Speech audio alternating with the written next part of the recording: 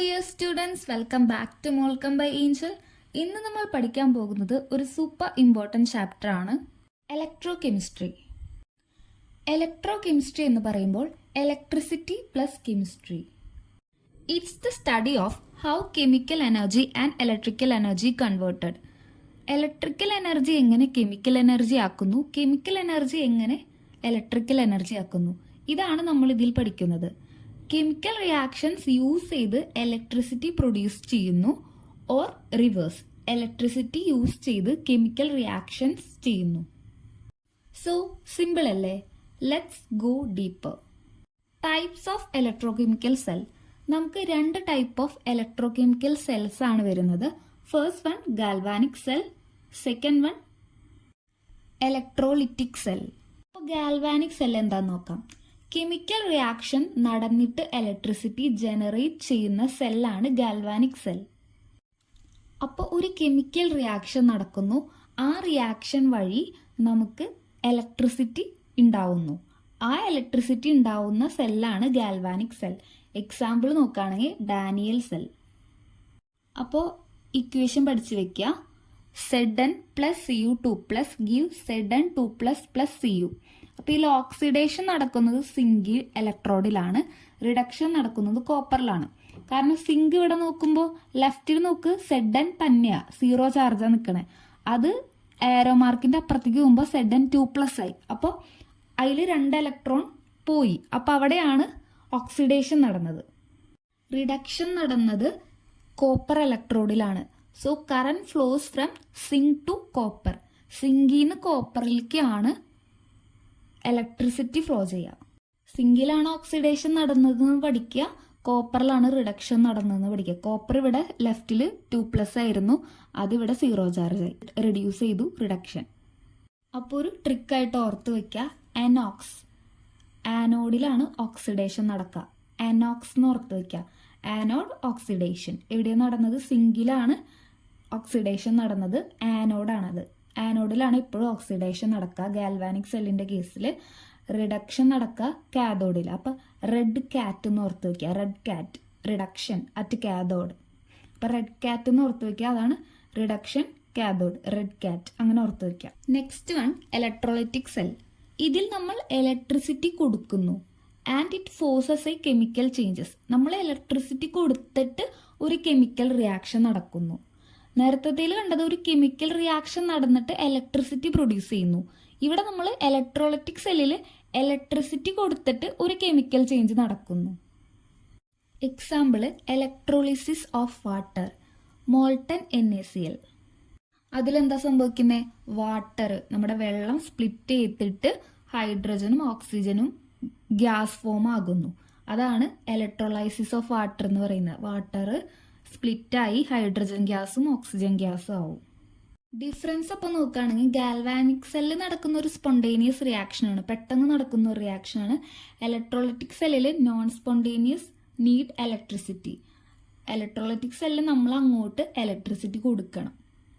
Next topic electrode potential and SHE. Standard hydrogen ഇലക്ട്രോഡിനെ പറയുന്നതാണ് SHE. എന്താ ഇലക്ട്രോഡ് പൊട്ടൻഷ്യൽ എന്ന് പറയുമ്പോൾ? Each electrode has a potential. എല്ലാ ഇലക്ട്രോഡിനും ഒരു പൊട്ടൻഷ്യൽ ഉണ്ട്. അത് നമുക്ക് വാല്യൂസ് ആയിട്ടാണ് കാണിച്ചു തരുന്നത്. Measured against standard hydrogen electrode. നമുക്ക് SHE എന്ന് പറഞ്ഞ ഒരു ഇലക്ട്രോഡ് ഉണ്ട്, അത് നമ്മൾ റെഫറൻസ് ഇലക്ട്രോഡായിട്ടാണ് യൂസ് ചെയ്യുന്നത്. SHE എപ്പോഴും നമ്മൾ റെഫറൻസ് ഇലക്ട്രോഡായിട്ടാണ് എടുക്കുക. അപ്പോൾ സ്റ്റാൻഡേർഡ് ഹൈഡ്രജൻ ഇലക്ട്രോഡ് SHEയുടെ പൊട്ടൻഷ്യൽ വരുന്നത് 0 വോൾട്ട്. അപ്പോൾ 0 വോൾട്ടാണ് സ്റ്റാൻഡേർഡ് ആയിട്ട് എടുക്കുന്നത്. അതിന് മുകളിലേക്ക് പ്ലസ് ചെറിയൊരു വാല്യൂ അങ്ങനെ അങ്ങനെ പോകുന്നുണ്ട്. അതുപോലെ തന്നെ മൈനസ് വാല്യൂസും വരുന്നുണ്ട്. അങ്ങനെ ഓരോ ഇലക്ട്രോഡും ഒരു ചെറിയൊരു പൊട്ടൻഷ്യൽ ഉണ്ട്. അതിൻ്റെ സ്റ്റാൻഡേർഡ് ആയിട്ട് 0 വോൾട്ടിന് വേണ്ടി നമ്മൾ എടുക്കുന്നതാണ് standard hydrogen electrode. If electrode gives electrons easily, അതിന് പറയുന്നതാണ് നെഗറ്റീവ് പൊട്ടൻഷ്യൽ. പെട്ടെന്ന് ഇലക്ട്രോൺ വിട്ടു കൊടുക്കുകയാണ്, ഈസിലി അത് റിമൂവ് ആക്കാൻ പറ്റുകയാണെങ്കിൽ നെഗറ്റീവ് പൊട്ടൻഷ്യലാണ് വരിക. ഇഫ് ഇറ്റ് അക്സെപ്റ്റ്സ് ഇലക്ട്രോൺ, അതിന് ഇങ്ങോട്ട് വാങ്ങാനാണ് ഇഷ്ടമെങ്കിൽ അത് പോസിറ്റീവ് പൊട്ടൻഷ്യലാണ്. കുറച്ച് എക്സാമ്പിൾസ് പോലെ ചില ഇലക്ട്രോഡിന്റെ വാല്യൂസ് ഒക്കെ പഠിച്ചു വെക്കണം. Next topic EMF of A cell, electromotive force. അതിനെയാണ് EMF എന്ന് പറയുന്നത്. ഈക്വൽ ടു സെല്ലിന്റെ നെറ്റ് വോൾട്ടേജ്. ഒരു സെല്ലിന് എത്ര മൊത്തത്തിലുള്ള വോൾട്ടേജിന് പറയുന്നതാണ് ഇലക്ട്രോമോട്ടീവ് ഫോഴ്സ്. അപ്പോൾ നമുക്ക് ഈ സെല്ലിന്റെ ഒരു ഇലക്ട്രോഡ് സെല്ലിന്റെ കണ്ടുപിടിക്കാനായിട്ട് കണ്ടുപിടിക്കാനായിട്ട് ഈ കാഥോഡ് മൈനസ് ഈ ആനോഡ്, ഇലക്ട്രോഡ് ഓഫ് കാഥോഡിന്റെ പൊട്ടൻഷ്യൽ എടുക്കുക മൈനസ് ആനോഡിന്റെ പൊട്ടൻഷ്യൽ ചെയ്യുക. അപ്പോൾ positive EMF means cell reaction is spontaneous. നമുക്കൊരു പോസിറ്റീവ് വാല്യൂ ആണ് ചെയ്തിട്ട് കാഥോഡിൽ നിന്ന് ആനോഡിന്റെ വാല്യൂ മൈനസ് ചെയ്തിട്ട് ഒരു പോസിറ്റീവ് വാല്യൂ ആണ് കിട്ടുന്നെങ്കിൽ അതിനർത്ഥം സെൽ റിയാക്ഷൻ ഈസ് സ്പോണ്ടേനിയസ്. ഒരു റിയാക്ഷൻ എടുക്കുക, അതിന് നമുക്ക് ഈ കാഥോഡ് തന്നിട്ടുണ്ടാവും, ഈ ആനോഡ് തന്നിട്ടുണ്ടാവും, ഇലക്ട്രോഡ് പൊട്ടൻഷ്യലിന്റെ വാല്യൂസ് തന്നിട്ടുണ്ടാവും. അപ്പോൾ നമുക്ക് ഈ സെല്ല് കണ്ടുപിടിക്കാൻ പറഞ്ഞാൽ ഈ കാഥോഡിന്റെ വാല്യൂന്ന് ഈ ആനോഡിന്റെ വാല്യൂ മൈനസ് ചെയ്യാം. നെക്സ്റ്റ് വണ്ണാണ് നേഴ്സ്റ്റ് ഇക്വേഷൻ. കണ്ടീഷൻസ് മാറിയാൽ സെൽ പൊട്ടൻഷ്യൽ മാറിപ്പോകും.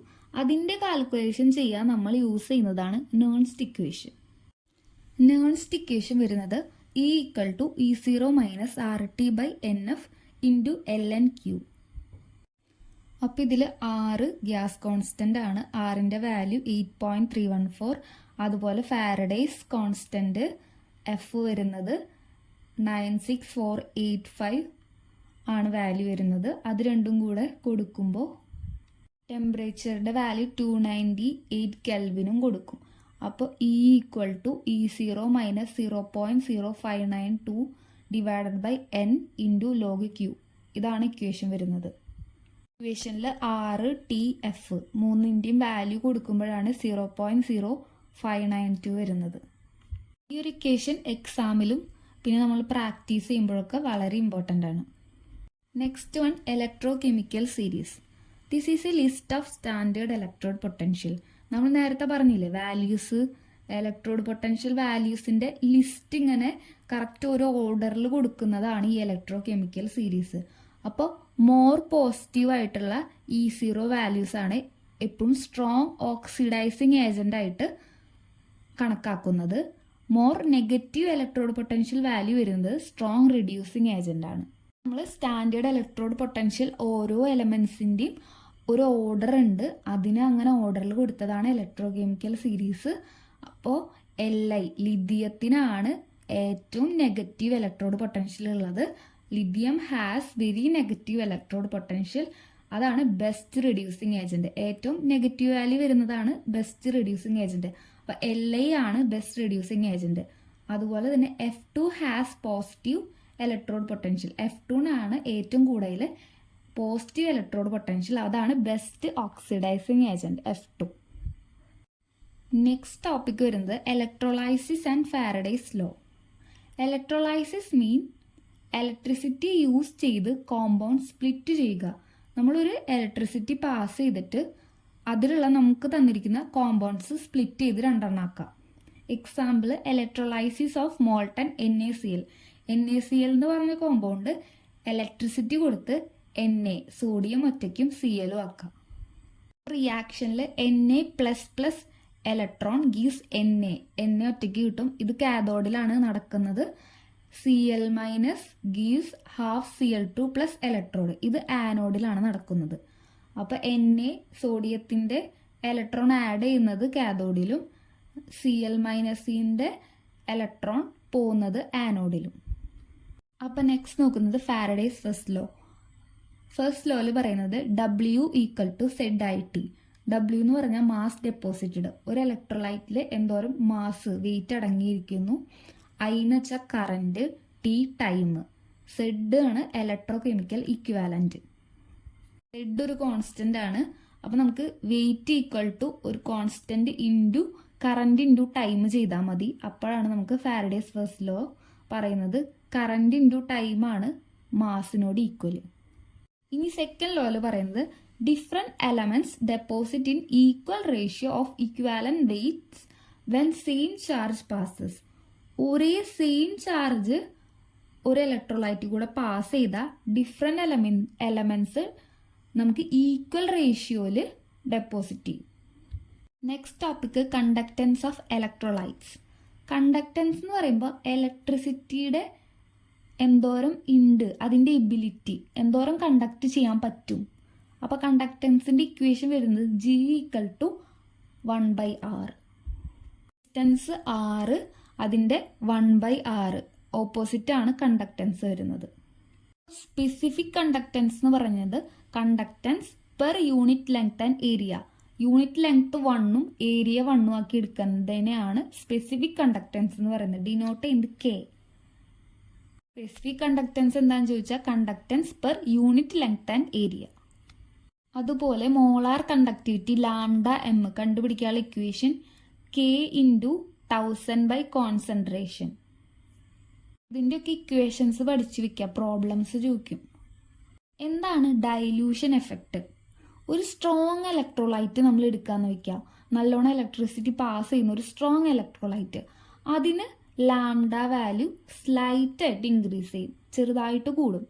ഇനി വീക്ക് ഇലക്ട്രോലൈറ്റ് ആണ് എടുക്കണേന്ന് വിചാരിക്കുക, അതിന് ഒരു ഷാർപ്പ് ഇൻക്രീസ് ആയിരിക്കും, കറക്റ്റ് ഇങ്ങനെ പെട്ടെന്ന് ഇങ്ങനെ ഷാർപ്പായിട്ട് കൂടിപ്പോണ പോലെ ആയിരിക്കും.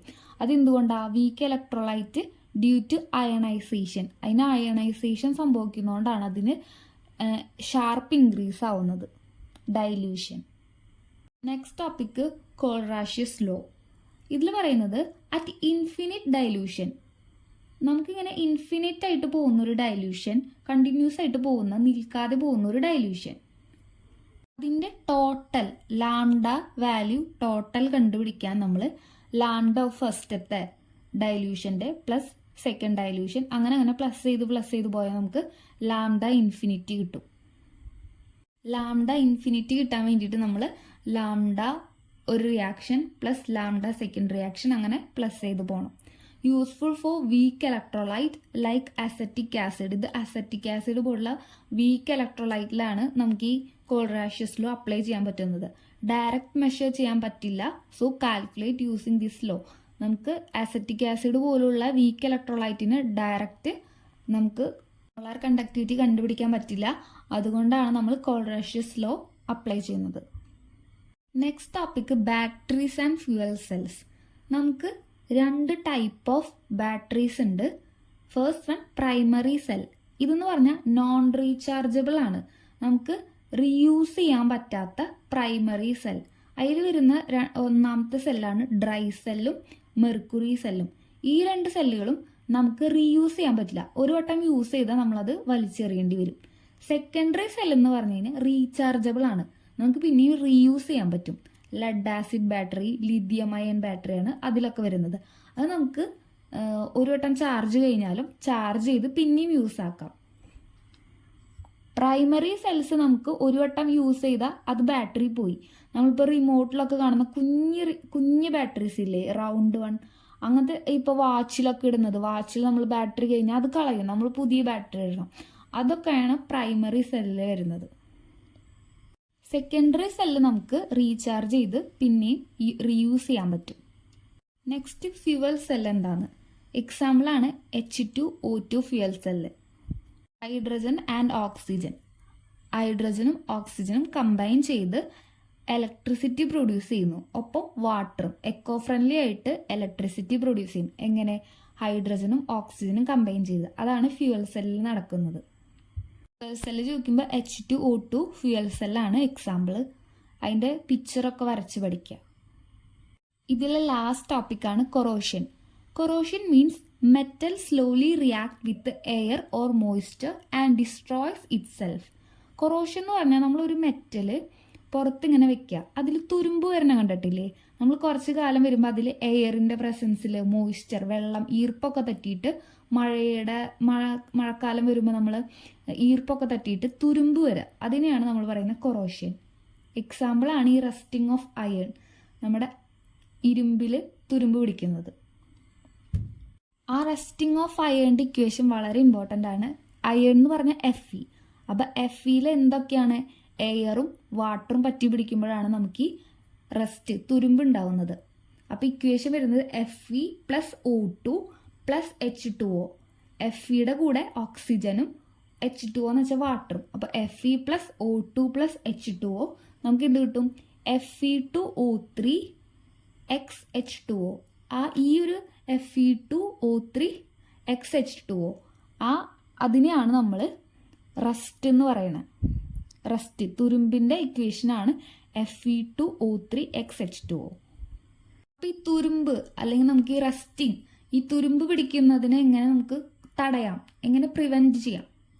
പെയിന്റിങ് വഴി നമുക്ക് ഇപ്പൊ ഇരുമ്പൊക്കെ പെയിന്റ് അടിച്ച ഈ തുരുമ്പ് പിടിക്കുന്നത് നമുക്ക് ഒഴിവാക്കാം. അതുപോലെ ഗാൽവനൈസേഷൻ എന്ന് പറഞ്ഞൊരു പ്രൊസീജിയർ ഉണ്ട്. പിന്നെ എലോയിങ് ചെയ്യാം.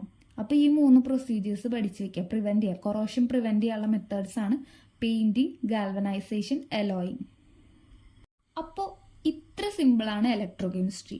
Chemistry is in heart, it just unseen magic. നിങ്ങൾക്ക് ഈ വീഡിയോ ഇഷ്ടപ്പെട്ടോ? ഇഷ്ടപ്പെട്ടെങ്കിൽ ലൈക്ക്, ഷെയർ ആൻഡ് സബ്സ്ക്രൈബ് ചെയ്യുക. നെക്സ്റ്റ് വീഡിയോയിൽ കാണാം. ബൈ.